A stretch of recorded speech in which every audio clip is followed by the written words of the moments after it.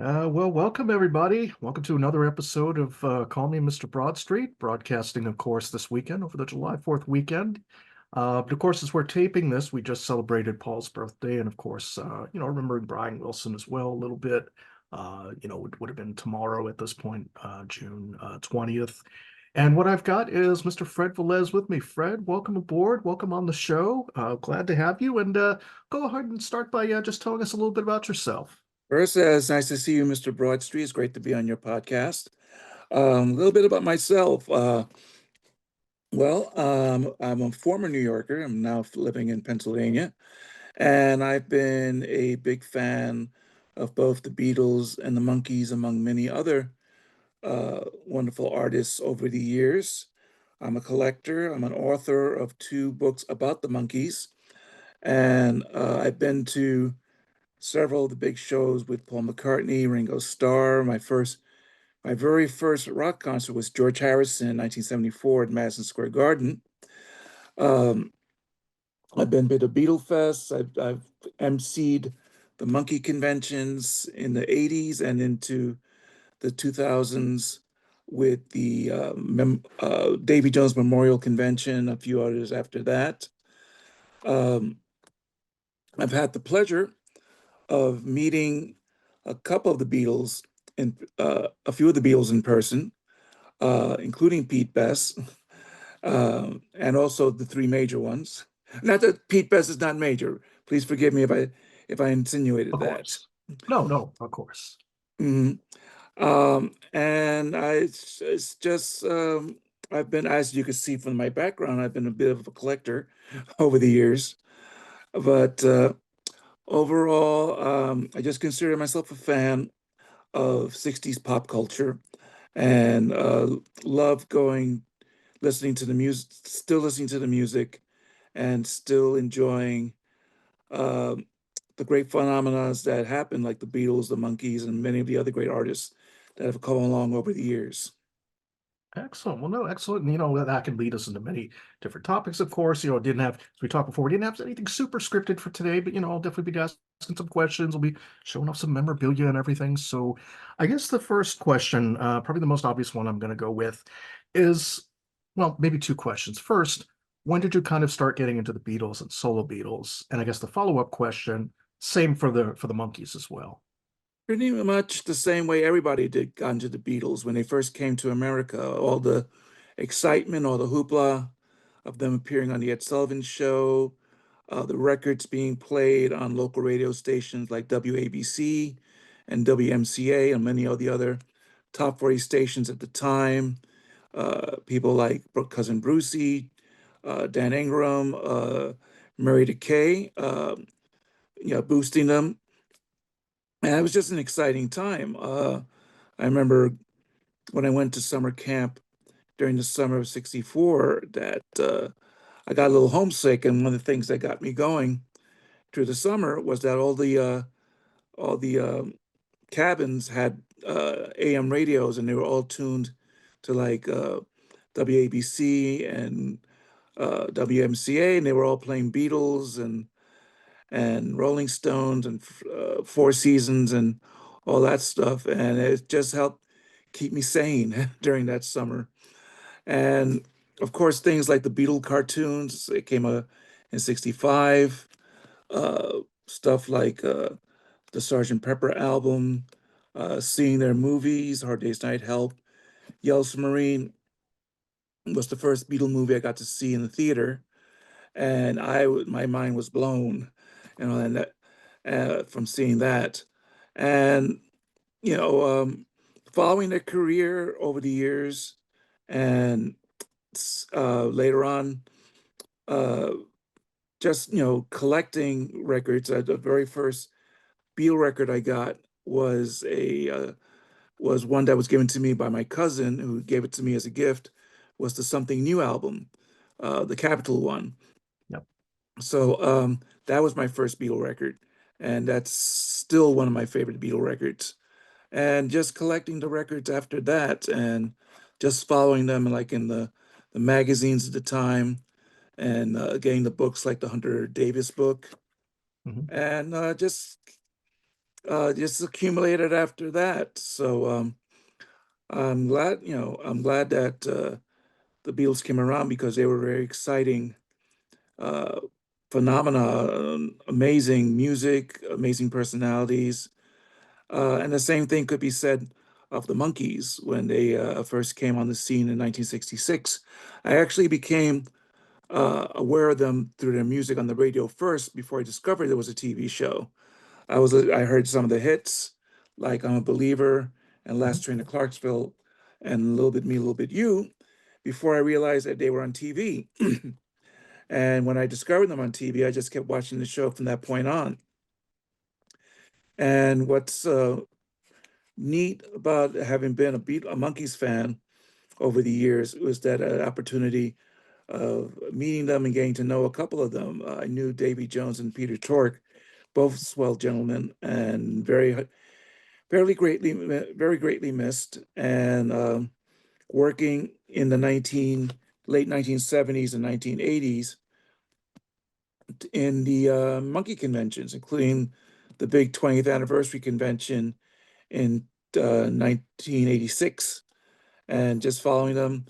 And eventually, that didn't call me accumulate, but one of the highlights was being part of the 1989 Monkeys Convention in Hollywood, because that was the big one in which the Monkeys were to receive their star on the Hollywood Walk of Fame. And all four Monkeys were going to be there, including Michael Nesmith, and to be at the Universal Amphitheater for their first fully rehearsed concert as the Four Monkeys since 1968. I know that Mike made an appearance at the 1986 concert in the Greek Theater, but that was a one-off thing, which he was only on for a couple of songs. For the 89 concert at the Universal Amphitheater, it was a more rehearsed show where he was there for the remainder of the concert. The first half was Mickey, Davy, and Peter.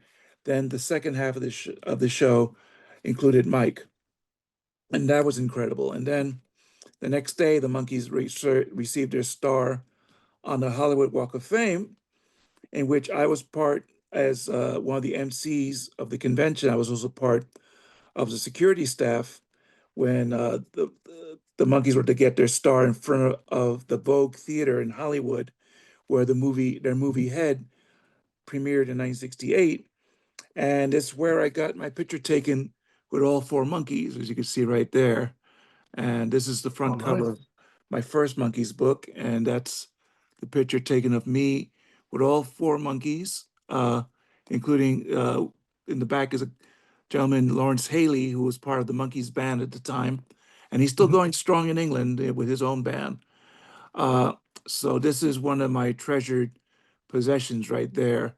And Wow. I got uh, Mike, Peter, and Mickey to sign the photo. Unfortunately, I never got Davey to sign it, but I eventually did get his four daughters to sign it in his place. So that's um, a very cherished part of my collection as well. And all the photos you see here with all four Monkees include me in the photo, Yep. if you look. So a lot of great memories with the Monkees, and of course, many great memories about the Beatles as well. Excellent. Excellent. Well, no, that's, and it's kind of it's kind of good when we do a little unscripted. So I'm going to go off maybe on a little monkey's tangent first before we get to the Beatles stuff and all that, which we normally do on the channel, of course, Paul and all that. But yeah, the monkeys. Now, from my Gen X perspective, I can tell you, I remember them.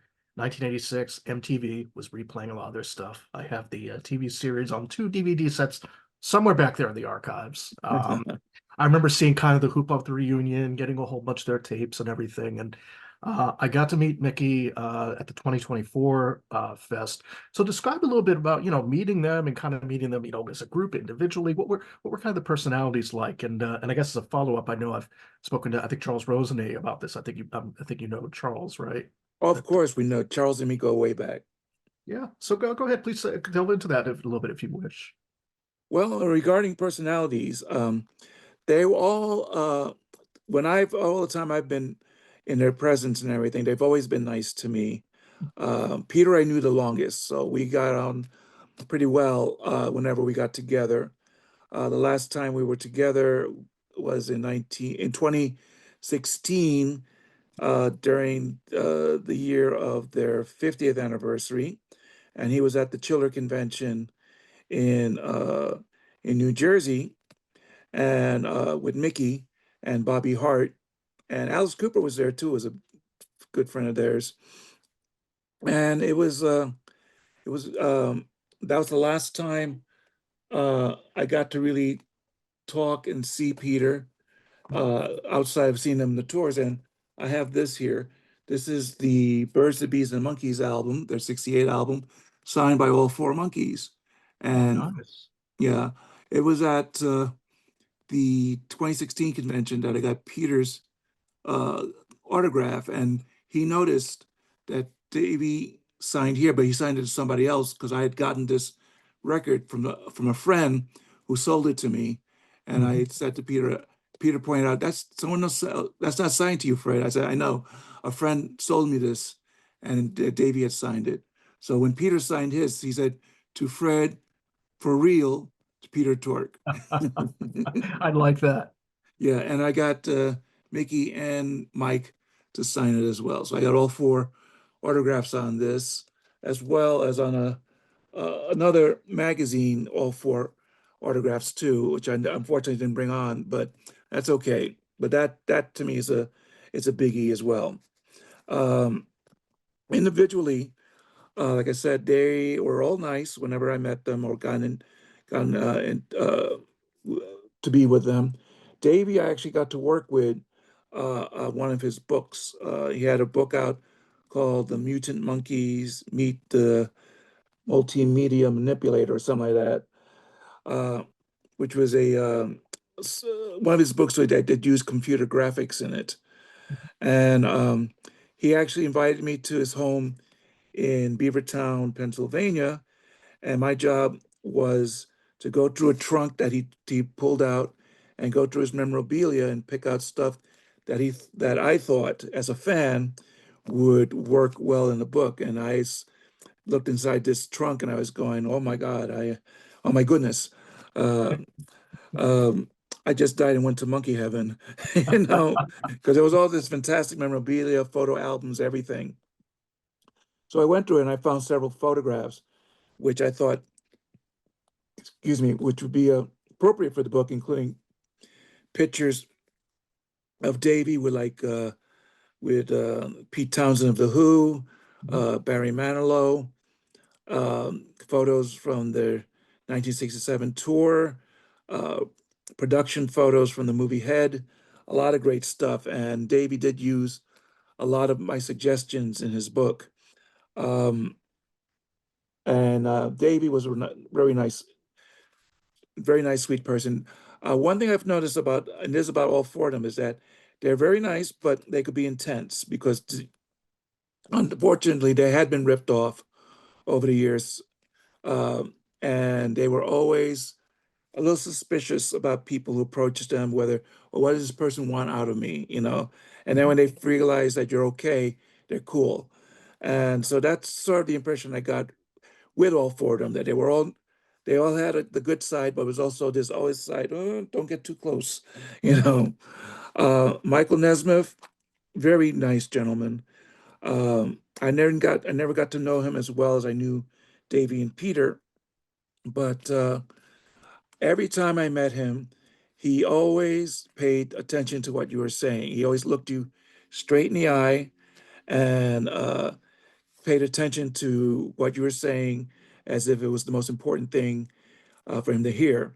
And he was very kind, very nice gentleman. And Mickey, he's a very Hollywood guy. He usually has the mask on a good part of the time, but he is very nice. He is very friendly. Uh, but like I said, they were all cautious because they've all been burned, and it's very understandable. And I'm sure it's the same way with the former members of the Beatles as well. That I'm sure, like Paul is. I know I've met Paul, and he was good. He was fine. But again, when I met him, he was all business. He said, "Oh, you want an autograph? Okay, here you go." you know. So It's it's people like these, like the Monkees, Beatles, and other, who've like been on the top of the mountain. Mhm. That they're they're friendly people, but they're cautious, and it's understandable that they're cautious. Of course. No, I mean, I think any celebrity, any person out there naturally, no matter how famous you may be or even in life, I can certainly understand that and appreciate that. Mhm. Yeah, that's kind of that's I think I've gotten some of the same impressions from others folks I've spoken to too. I think, Mike is sort of the more in a way reserved and things like that, but friendly. And Mickey is the only one I've ever met in person, so I can only comment on him. He was very, yeah, very extroverted, very, oh, cool, very, very outgoing. Which was wonderful, absolutely wonderful. And that Mhm. kind of segues a little bit into, we may jump around the timeline a little bit, but yeah, when you met Paul.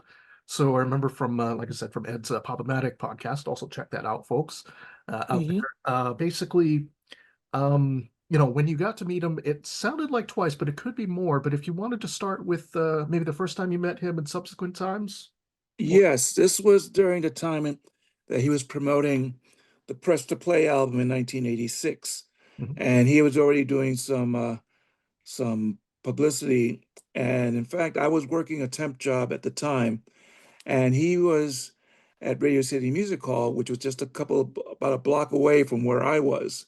So, if I can only skip a work right now, you know. But Yep. then, but that same day, someone I knew gave me a call and said that Paul was going to be at this production place where he's doing an interview. And if I hurry right away, I get to meet him. So I uh, wanted to get something signed by him. And at the time, Rolling Stone had put out a cover issue, an issue with Paul on the cover. And I grabbed that for a gift as a friend for a friend, my friend Molly Rubin. And then I said, well, I got to get something for myself. So the thing I could think of was the Give My Regard to Broad Street book, because this is solo Paul, and I think he might appreciate this, because there's a lot of great photographs in it. So I rushed over to where the place was in Manhattan and met the person, and there were only a few fans there who were aware that Paul was going to be there. So it was a small group, which was great. That means if he came out, he would be inclined to sign autographs because it wasn't that many people. So we waited for a while, and then Paul came out with Linda, his wife Linda, and the publicist. And he saw us, says, "Oh, hello everybody," and all that. And he started signing autographs, right away. And Linda signed autographs too. So I got Paul and Linda's autograph on the book. And what was nice about it was, like I said, Paul was all business. He focused on each person saying the autograph and went on to the next person. And then Linda was signing also. So when I got to Linda, I asked her, "How are you? How are you and the kids?" And then she said, "Oh, they're very fine. Thank you. Thank you for asking." And I think it was because she was happy someone was paying attention to her, because everybody was had their focus on Paul and all that. So I thought she truly appreciated that.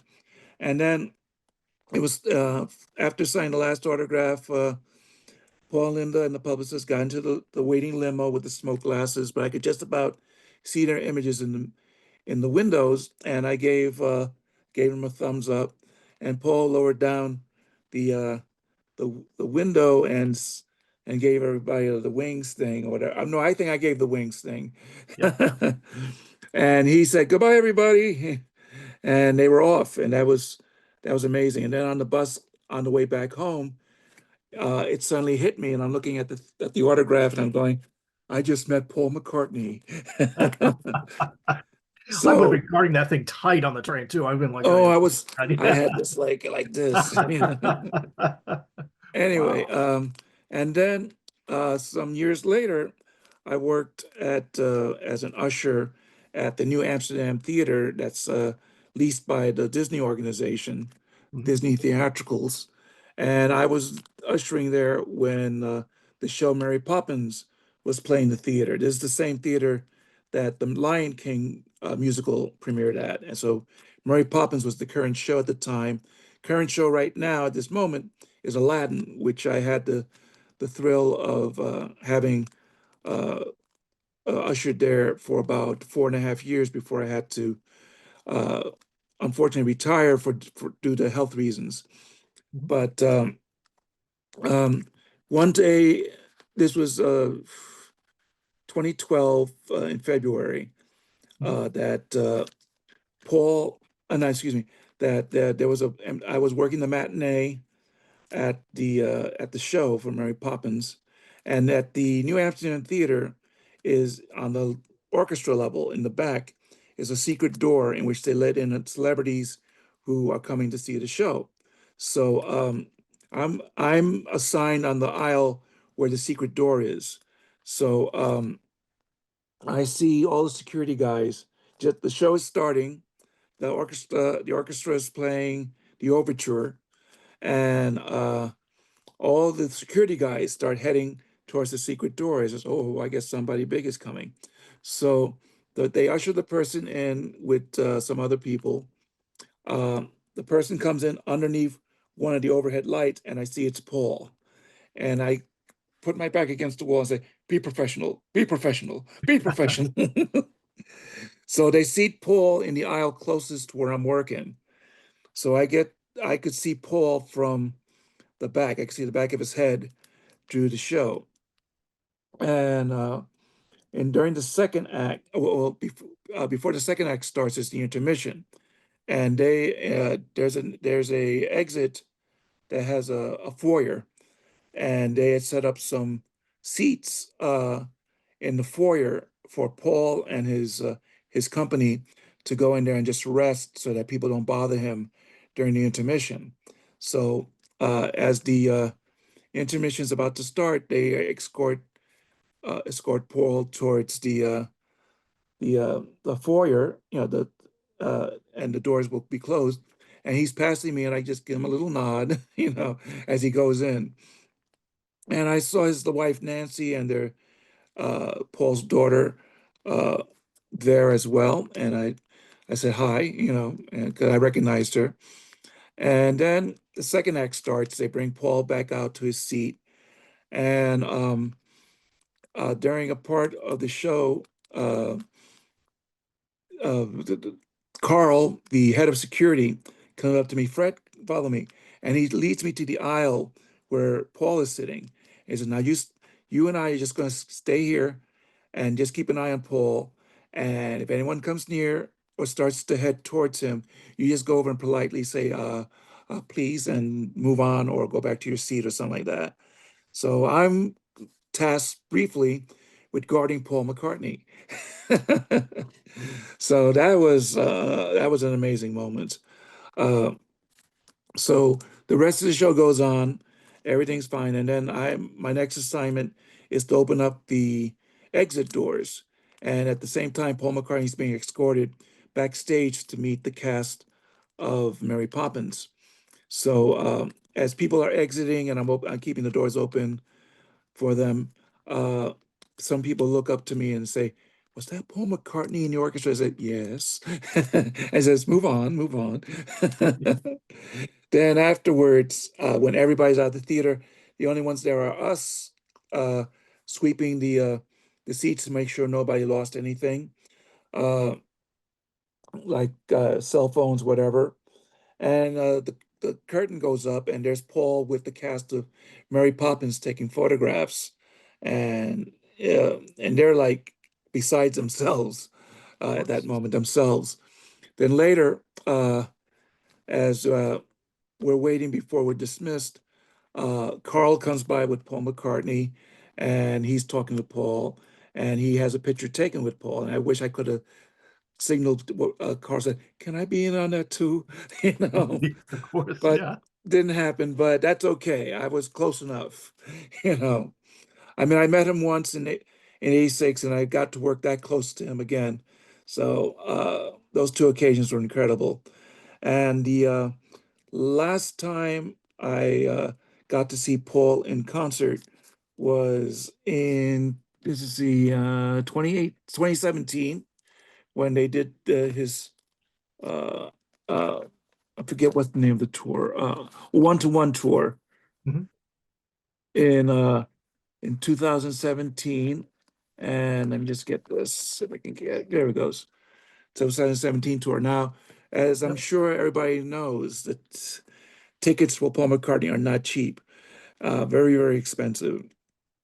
So me and Linda could only afford the boondocks, all way up in the rafters Mhm. and all that. But we were close to the side of the stage, so that was a good. That was a decent enough compromise. So we got there early, and we're sitting up there, you know, and then all of a sudden, a guy from the Prudential Center in Newark, New Jersey, where the concert's being held, comes up to him and says, "Would you guys like to sit on the floor?" I said, "Yes," because it seems they didn't sell enough tickets for the floor. So we got some comp tickets for the show, and these are the tickets. And we were 20 rows from the stage, which was amazing. And the show was on September 11th, 2017, obviously the anniversary of 9/11. And Paul had invited a lot of the police force and firefighters to attend the show as well and acknowledged them during the concert.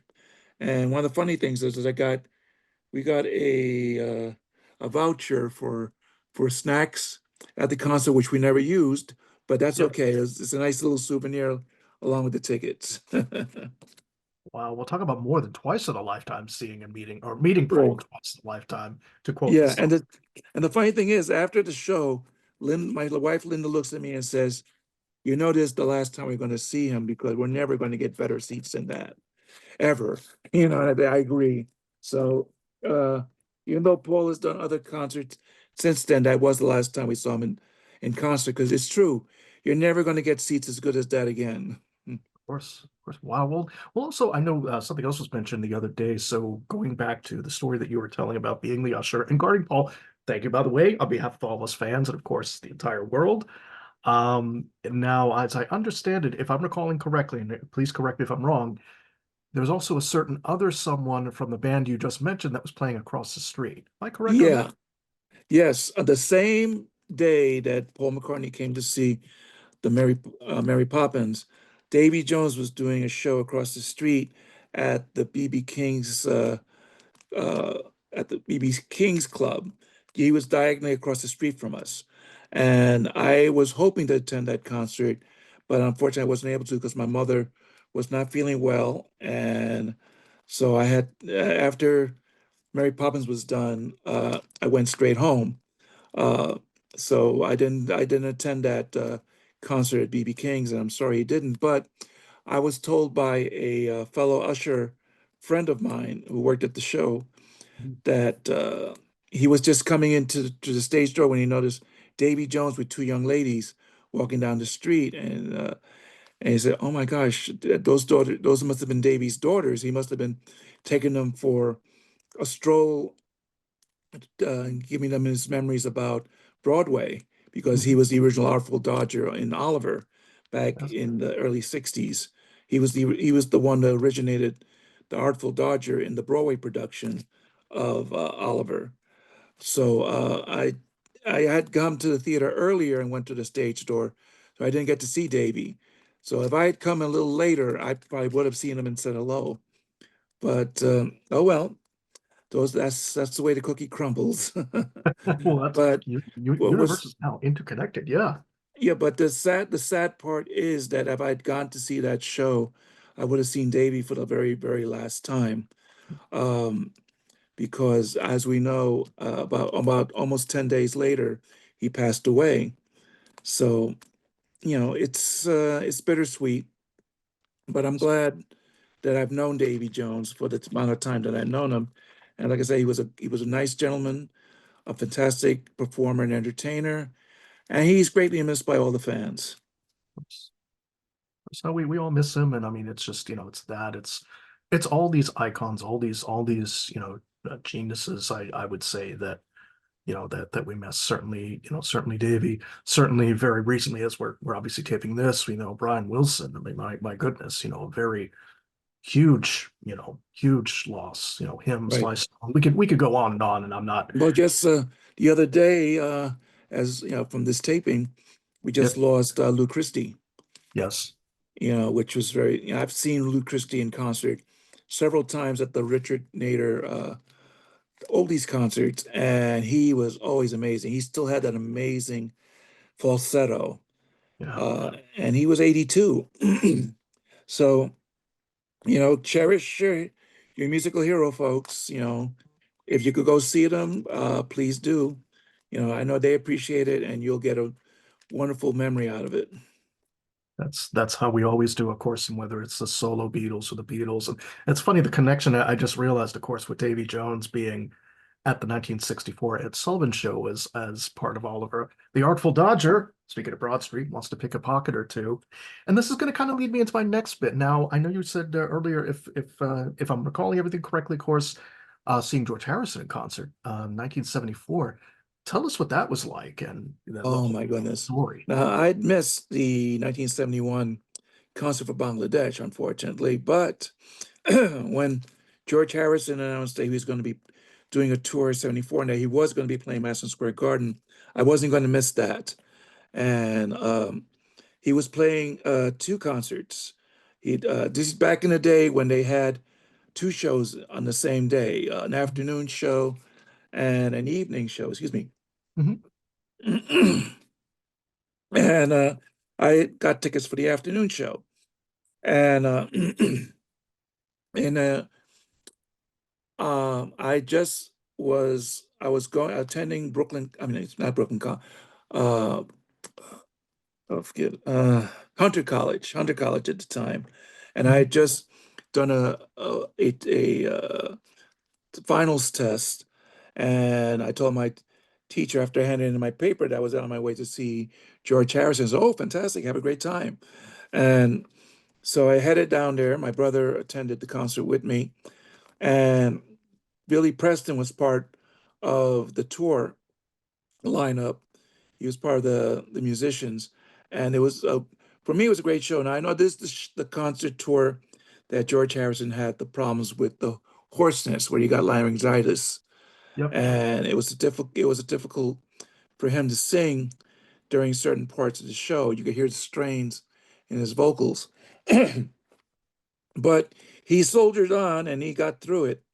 As I understand, this was the also the time that the Beatles were signing the final contracts dissolving the the band, and so I found this out years later when I saw the George Harrison documentary that Martin Scorsese directed. So I said, Mhm. "Wow, that's the same day! Wow!" So George did a good show. I mean, despite how his vocals sounded, he was Mhm. fine. And Billy Preston practically stole the show with his energy. He was amazing. He was incredible. He had a couple of hits of his own, "Nothing for Nothing" and "Will It Go Round in Circles," which he Yeah. performed, and "Out of Space," which was a instrumental in which he and George started dancing during Yeah. during the number, which was incredible. I mean, George seemed very serious during the show, but when it got to that bit in "Out of Space" with him and Billy, with Billy sidling up to him and George Yep. looking at him, and all of a sudden they start both doing kick turns, and I Yep. thought, wow, that blew everybody away, and it was just a memorable concert. Um, this is the only time I ever saw George Harrison in person or in concert or anything. That was the only time. So that's a memory that stays with me all the time. And I wish I could have met him on a one-to-one basis, but I'm grateful for the memories I have of seeing that show. Well, of course. I mean, it was first, to get to see him, and he didn't obviously tour too often. I mean, the only thing I could think of would be after maybe the 91 tour of Japan, other than, sporadic appearances. I've also been curious. Now, I know that, or my understanding is that with beforehand, so I guess Ravi Shankar and his band sort of came up, or am I mixing that up with Bangladesh? I think 74, they were still doing that. Yes, they were. Ravi Shankar and his group of musicians also did a set. Now, here's the thing that there was some criticism about this, is the way it was set up, in which George played part of the first half of the show, and then Ravi Shankar came on for a middle set, and then George came in after the intermission for the for the rest of the show. And people say, well, it was set up wrong. They should have started with Ravi Shankar and then ended with George. But George didn't see it that way. You know, George, when he said his mind on something, he said his mind on something. It was even Ravi Shankar who said, play more Beatle tunes, you know, people are paying to see you rock and roll. It's okay. You can do it. Right. But that was like one of the, besides the strain on his voice, one of the things that people recall of that particular tour. So, I mean, I enjoyed the Indian musicians. I appreciated them. Mhm. Uh, but you could hear, the impatience of the crowd, sitting through it, whistling, "Oh, we want George." So it's a shame, but those were the, but it's still, again, it's a memory that I will always keep with me that I got to see that show. Excellent, excellent. Yeah, well, you always any concert you always hear the folks. Oh, let's go for the famous beer break or bathroom break or whatever they call it. It's like I Mhm. want to enjoy the show. Well, what about now? What about Ringo? As far as like have you gotten to go to his concerts to meet him? Kind of your take on Yes. Ringo. Oh, yes. I was I saw Ringo on his very first tour in '89 when he played Jones Beach, and at the time I was working at NBC Studios in their gift shop, and Ringo was going to appear on the David Letterman show to promote the tour, and he had members of the band with him, including Clarence Clemens, Nils Lofgren, uh, Billy Preston, a few other people, and I went up to the to the floor where the David Letterman show was being taped, and I saw the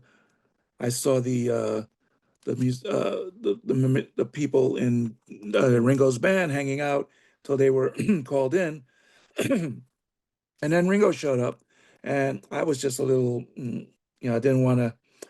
I wanted to say hello, but at the same time, I was a little scared about it, so I just watched from a distance and kept it at that. Um, but it was still nice to be that close to him.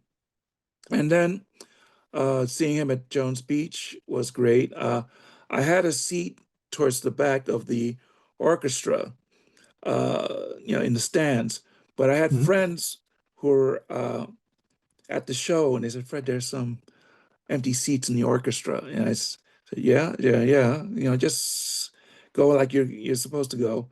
So I'm heading towards the orchestra, and the guy sees me and says, you know, "Go ahead, go ahead." Yeah. And I got to sit next to my friends and got to see Ringo even closer. So that was wonderful. And I've seen Ringo several times at on his solo shows. One of the best was at Radio City Music Hall when Dave Edmunds and Todd Rundgren and Joe Walsh were part of the band, and they were just like on fire that night. Uh, and I've seen Ringo several times there. And then the uh, 19, let me see, what year was it? 1998. Mhm. Ringo was putting out the Vertical Man album, and Yep. he was promoting it, and he was doing a signing at Tower Records in Lincoln Square, Lincoln Center, excuse me, Lincoln Center Yep. area. And so I wanted to get to get an autograph. So I went there very, very, very early in the morning. Now, I did have work that day, and I really couldn't get off from work. So what I did, I got in, and they let people in early to buy the CDs to uh, to get signed later. And he was selling both the Vertical Man and the the VH1 Storyteller CD. Yep. So and so I got there on early, got the CDs to buy, and I had the receipt, and I got my place in line, and I asked some people, "Look, I have to go to work. I cannot get off work. Would you mind holding my spot online? I'll show you. Here's my receipt that shows the timestamp that I bought the CD so you know that I came in after you. So if I see you guys, would you please let me back in my space and I'll show it to the people behind me and let them know that I do belong there. In fact, there were a couple of people behind me already, and I showed them the receipt.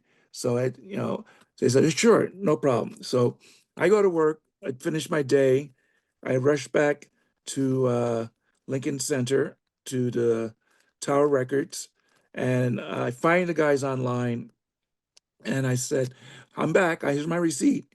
And some people say, hey, wait a minute. I said, it's okay. He bought his CD earlier. He had to go to work. He's got the timestamp. He's cool. So I got on the line.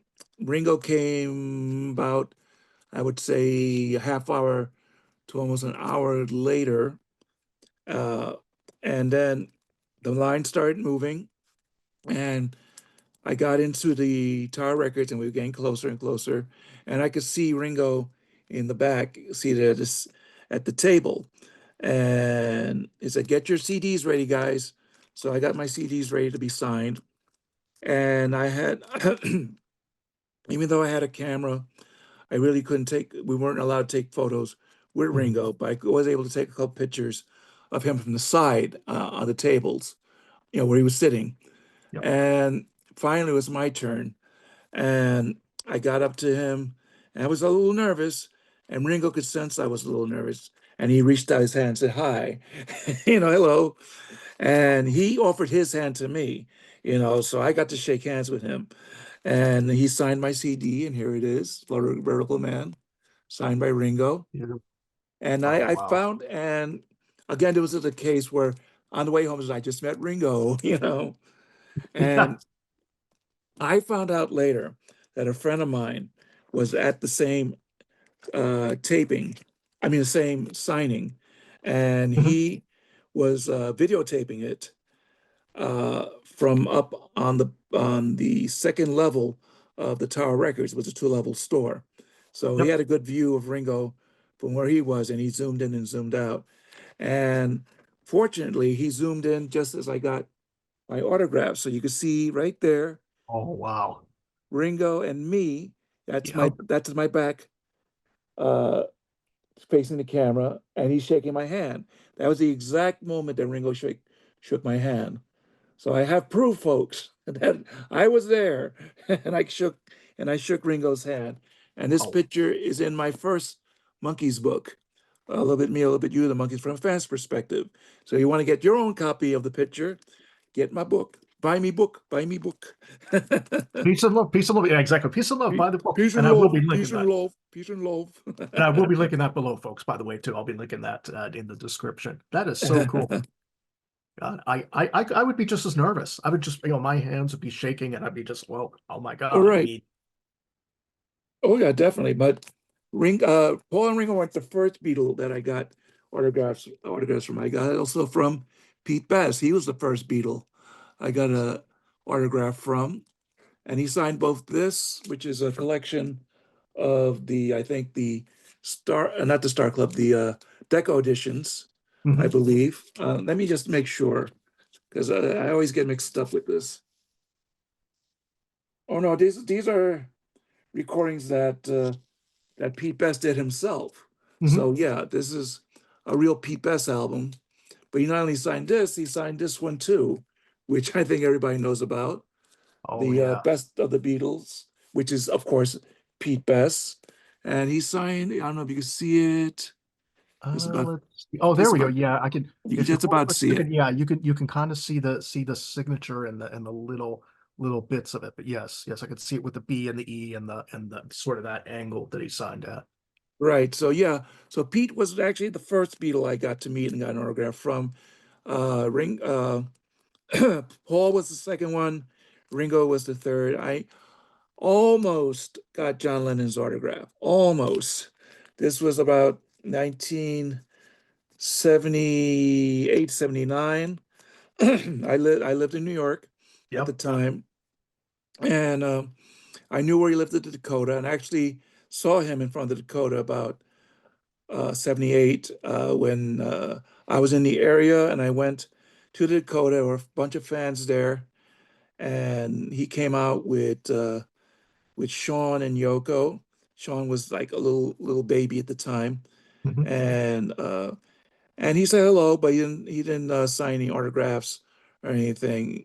He said, "We're going shopping, folks. Please don't bother us," and all that.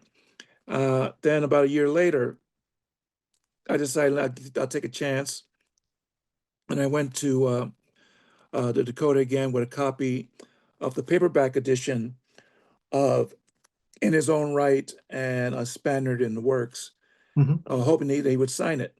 So I waited across the street in Central Park.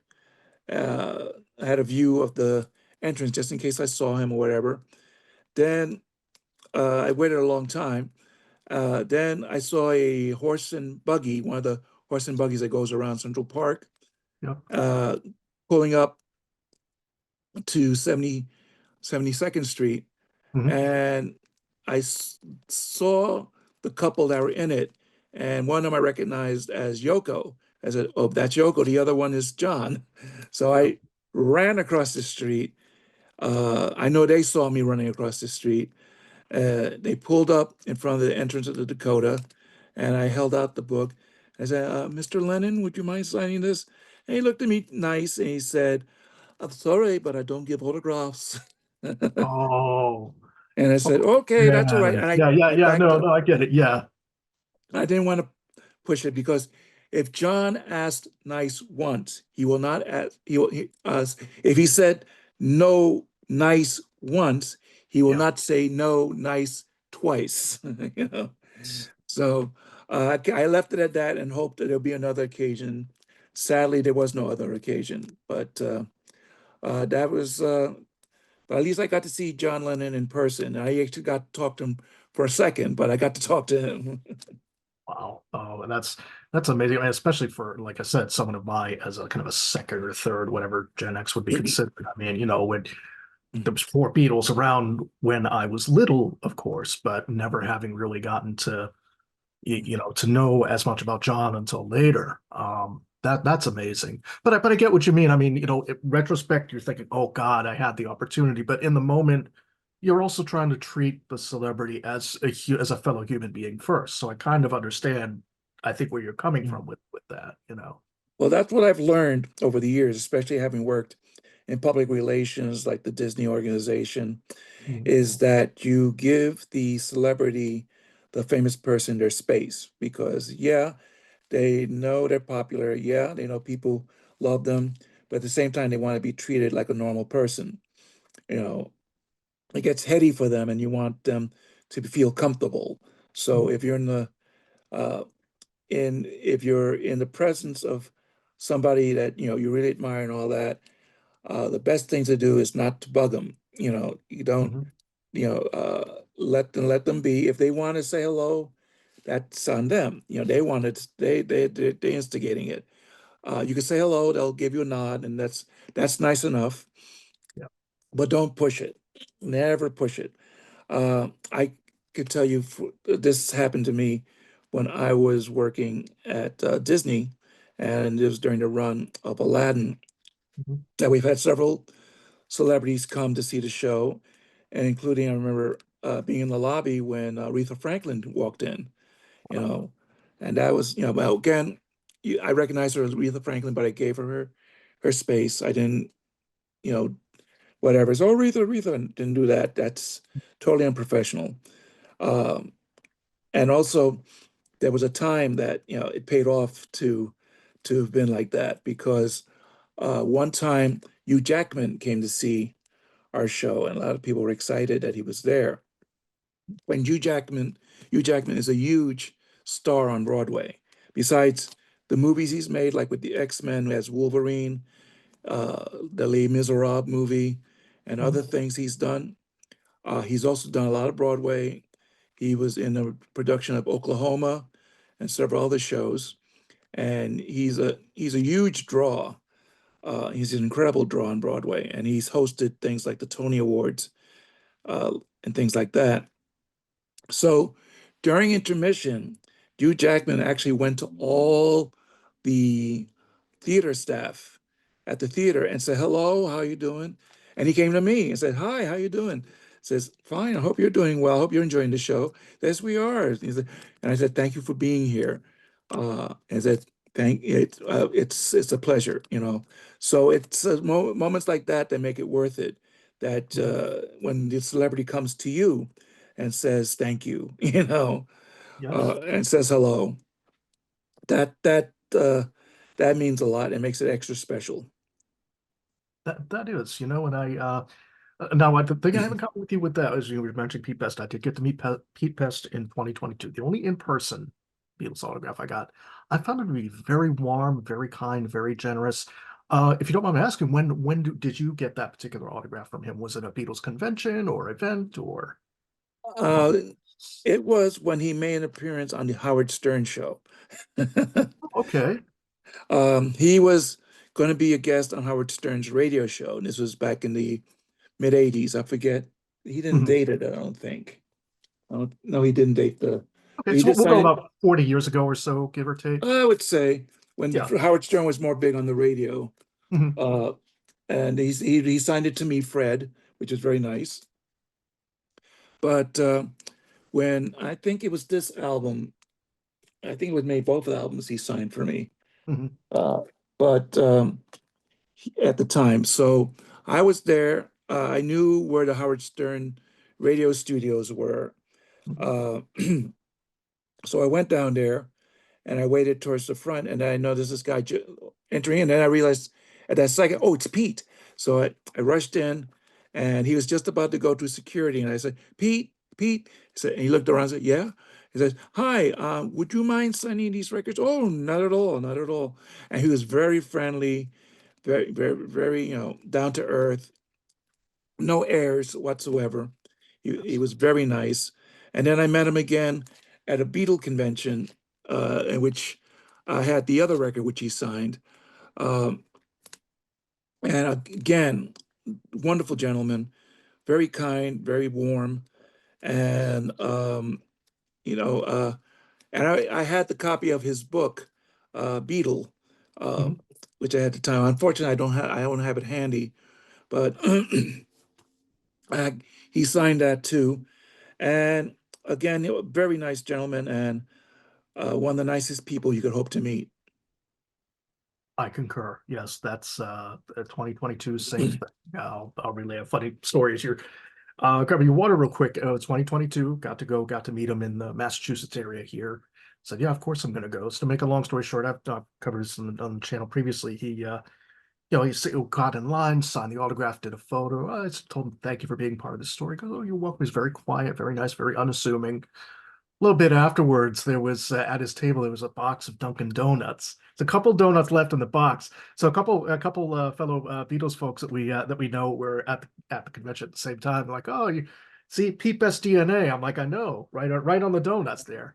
The rumor was he loves Dunkin' Donuts because they obviously don't have them there in the UK. They've got them here in the United States. So I thought that'd be a nice little coda to the story. But that's an amazing story to get to have met him twice like that. Hmm. Wow. And I've seen him in concert at the Beatle conventions too.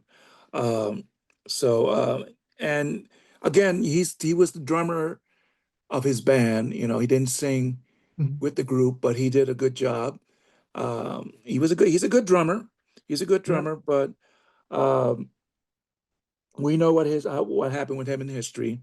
So, but he has his spot in history, and he did get uh, he did get to profit from it a little bit thanks to the anthology. Yes. You read my mind with that one. Yeah, I think it was about $1 million or so with the first anthology. I don't know what the exact amount Something along was, that line. Yeah. but I would say it's probably in that neighborhood. Yeah. And that was very nice after everything that obviously had happened. And yeah, wonderful that he's, obviously part of the story and everything like that. Oh yeah, definitely. And just with the I guess just thinking again with the collection and everything. I mean, I see all the items you've got. What are some of your kind of favorite items that you obtained? Or what's kind of like what are the things you tend to look for as a collector?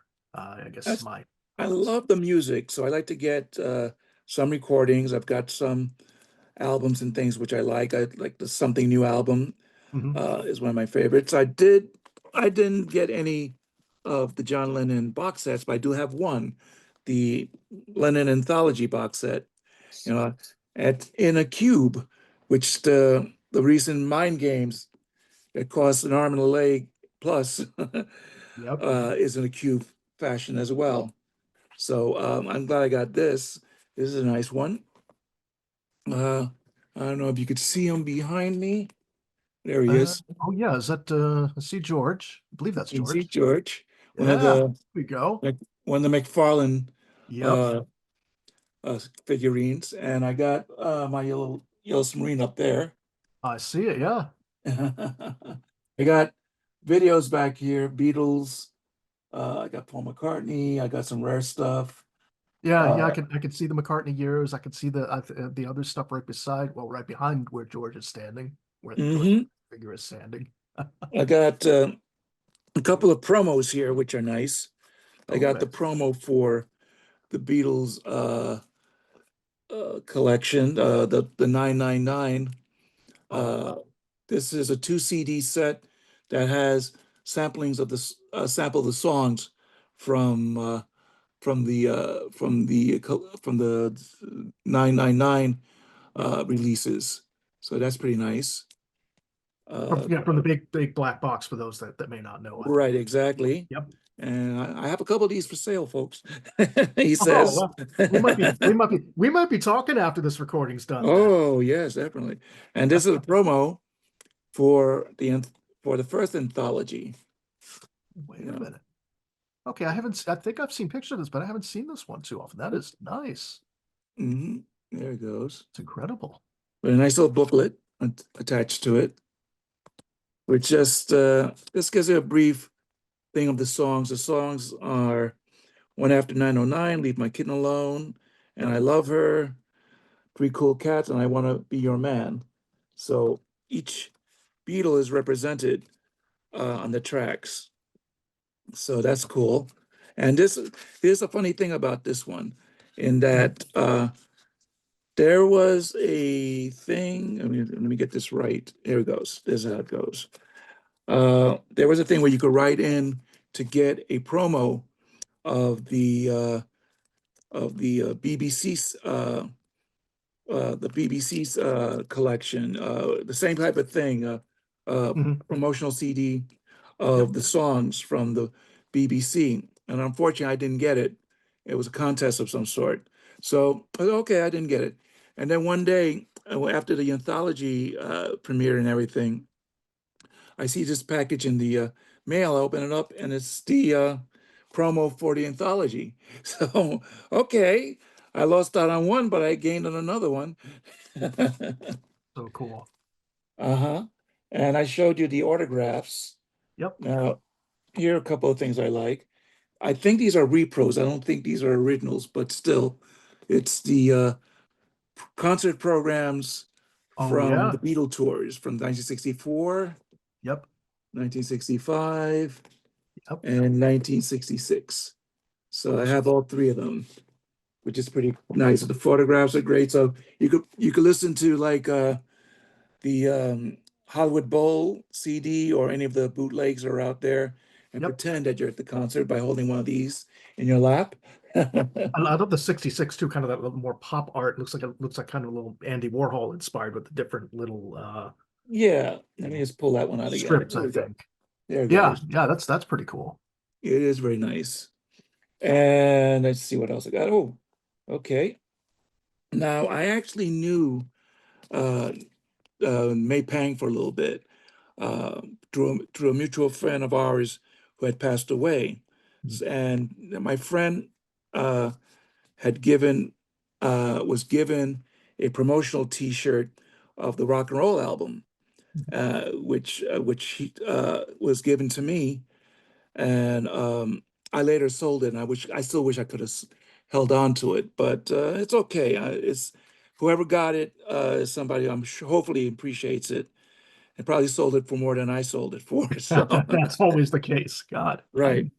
But May Pang was a mutual friend of my friend, and after um, my friend passed away, he was a DJ.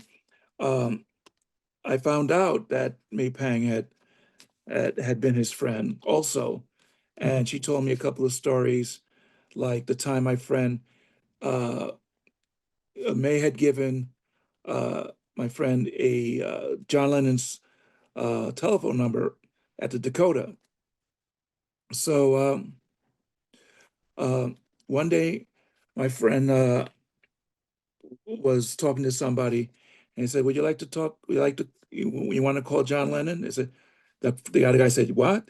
He picked up the phone uh, and to the Dakota said, Yep. "Hello, is John Lennon there?" And the voice on the other side, "Y'all."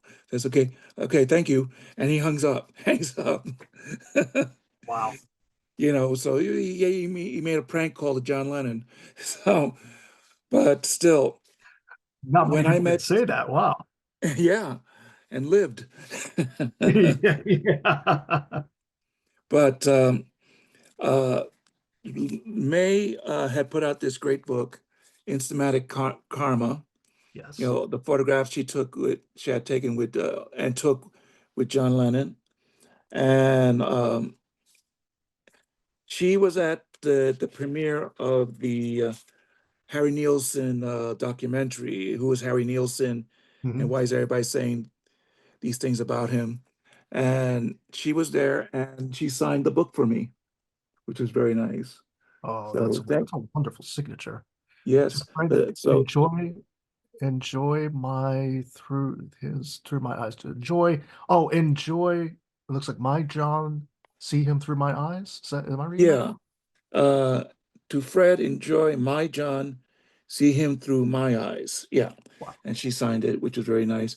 And May, if you're watching this, thank you again. I really appreciate it, sweetheart. I saw her last year when she was doing her book and picture tour of her photographs.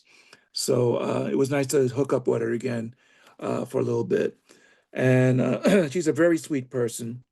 Doesn't deserve a lot of stuff that's been, said, whatever, but she was an important part of that period.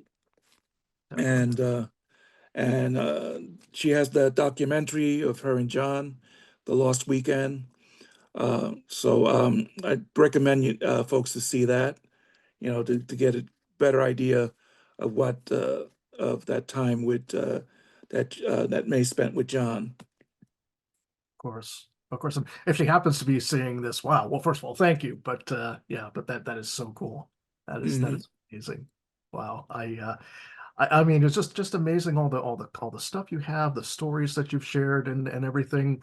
What I wanted to do is, I guess, just sort of as we're sort of wrapping things up, at least for now. Definitely first, Fred, thank you for being on. Oh, We'll my be pleasure. back again.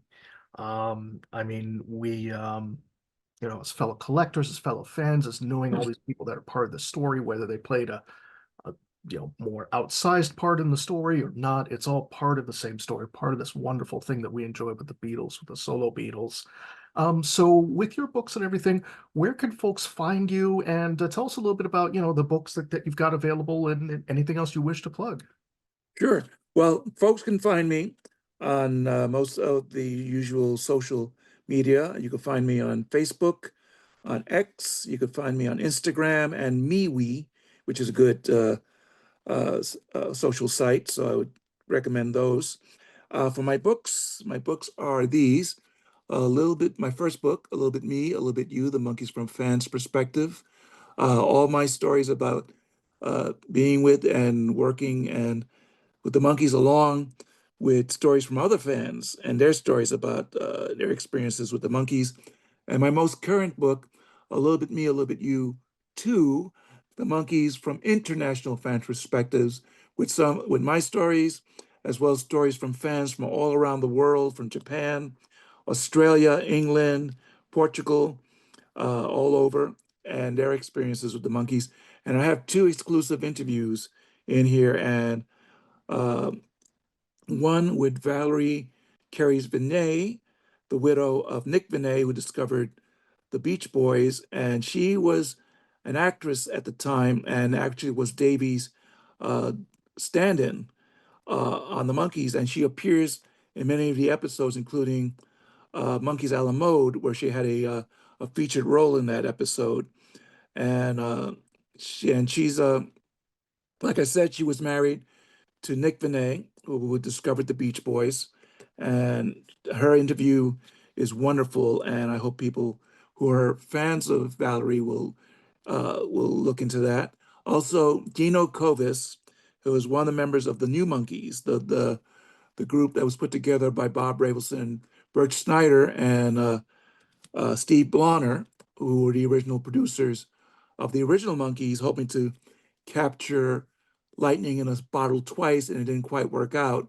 But the new Monkeys were as talented as the original Monkeys, and they've gotten a lot of bad flack, which they didn't deserve because they were very talented and deserved more than they got. And their is great. And also Marty Ross, the other new monkey, I have an interview from him, courtesy of the Zilch Monkeys podcast, which is, which with Dino and Marty's interviews, you get a good, well-rounded look at what the whole New Monkeys experience was like. And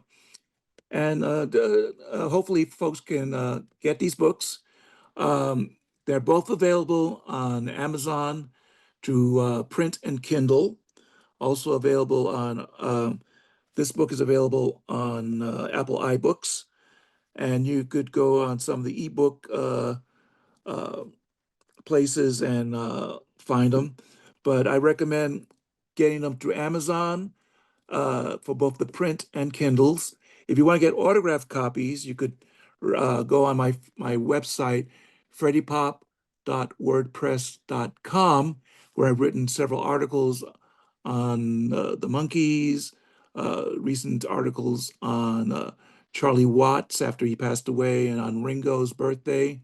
And I'll try to write some more stuff to include on the website. And if you go to Fred, let me make sure. Yeah, go on uh, freddiePop.wordpress.com, and you'll get information how to get autographed copies of my books from there. So those are the places you could find me. Excellent, excellent. And we'll be definitely, like I said, folks, linking to down below. As I said, as we're wrapping up, we'll definitely be talking with, especially some of those items. Those are nice. I did say this joke the other night, so I'm going to be repeating it a little bit. But if you get tired of that Broad Street autograph, what, $5, $10? Maybe worth more than that now. Well, But I it don't know, I could, for if you really sweet talk me, I could throw in Ringo. those are first of all, those are wonderful memories to get those Well, firsthand. thank you. You Well, know, these two in particular, yes, just not just having Paul's, but Linda's too, of it course. means a lot. And getting Ringo shaking my hand, not me shaking his, him shaking mine. And that was great. God, And to have the amazing. picture proof to prove it. He even sent me the video of the moment. So I have it on video, I have it in photo, I have it in print, folks. I tell the truth, I tell you. Of course, no, and that's the beauty of it. The beauty of as you're relaying your experiences, and especially, this could be a whole other topic, probably will be for another time, but of course, the experiences of the 80s and 90s versus now, where everybody has a device on them. Everybody can either take a picture, record whatever is going on Hmm. very much in real time. That's definitely, but that is amazing. Fred, just thank you. I really appreciate you being on. Folks, check out Fred's stuff. Like I said, I'll be linking to that below. Uh, Thank you so much for being on. Oh, And oh, go ahead, Fred. Did you have one more thing to add? no, it's my pleasure to be here, Ed. I had a great time, and I hope we can do this again very soon. We will indeed. Everybody will catch Fred Velez's stuff again. I'll be linking to that below. As far as everything else, I will see everybody in the next video. So until then, uh, thank you so much, everybody. Thank you, Fred, and have a great one, Thank everybody. you. You're welcome. Take care, everybody. Bye. Bye.